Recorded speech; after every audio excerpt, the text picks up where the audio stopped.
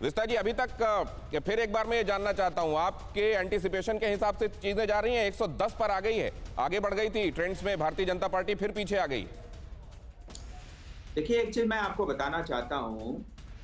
ये बहुत टाइट चुनाव है और एक सच्चाई ये है कि 50 से लेकर के 60 सीटें ऐसे हैं जिसमें हार और जीत जो है बहुत कम मार्जिन से होना है।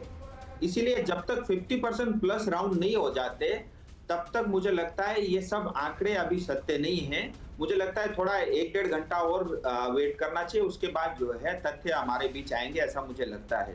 और दूसरी बात, जब इंजन चुनाव खुद हार रहे हैं तो डब्बों का भी चुनाव हारना तय है और मुझे अभी भी पूरी उम्मीद है कि भारतीय जनता पार्टी की ही पश्चिम बंगाल में सरकार बनेगी। और आपको ये उम्मीद रखना भी चाहिए, भारतीय जनता पार्टी इसी उम्मीद के साथ गई हुई है बंगाल में चुनाव लड़ने के लिए।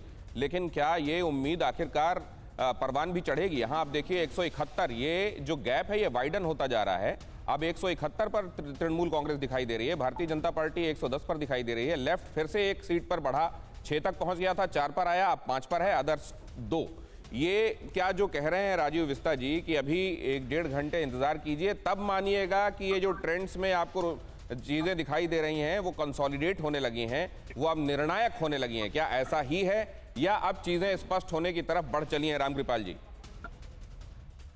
देखिए, मुझे तो ऐसा लग रहा है कि जो ट्रेंड है ये, इसमें बहुत ज्यादा कोई फर्क नहीं आने वाला है। एक बात तो तय है, मुझे ऐसा लगता है कि TMC as a party Bengal में सरकार बनाने की स्थिति में पहुंच गई है या पहुंच जाएगी। लेकिन ममता जी जो है वो हार जाएगी, ऐसा लग रहा है जो अभी तक है। तो एक जो संकेत, जो दिनेश जी आपने एक बात कही थी कि देखिए, ये बीजेपी का टोटल इतिहास बंगाल में 2011 में 0, 2016 में 3 और आज वो 3 फिगर के आसपास पहुंच रही है अभी तक का जो है। तो जो आपने कहा था, एक लेख लिखा गया था, मैं बंगाल के बहुत बड़े पत्रकार हैं, उन्होंने कहा था कि बीजेपी तो उसी दिन जीत गई जिस दिन ममता बनर्जी जी ने चंडी पाठ किया। यानी ममता जी उसी दिन हार गई जिस दिन चंडी पाठ किया। फिक्र आपकी, सोमवार से शुक्रवार रात 9 बजे सिर्फ TV9 भारतवर्ष पर।